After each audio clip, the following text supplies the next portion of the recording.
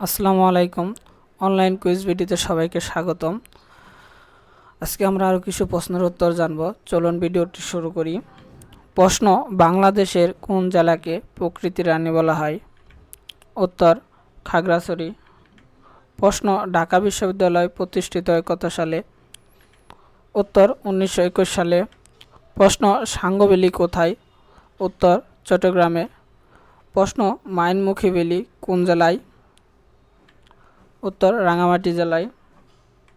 প্রশ্ন: কাপ্তাই লেকে প্লাবিত উপত্যকার নাম কি? উত্তর: ভেঙ্গি ভ্যালি।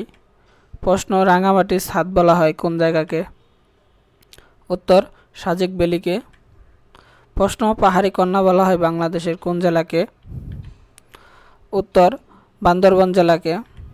প্রশ্ন: বাংলাদেশের ফুসফুস বলা হয় কাকে? উত্তর: সুন্দরবনকে।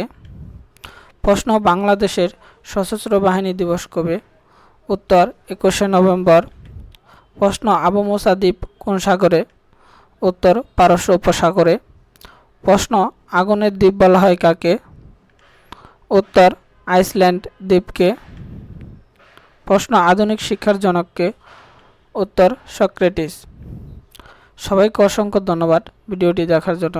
আরও নতুন ভিডিও পেতে চ্যানেলটি অবশ্যই সাবস্ক্রাইব করবেন। সবাইকে অসংখ্য ধন্যবাদ। আসসালামু আলাইকুম।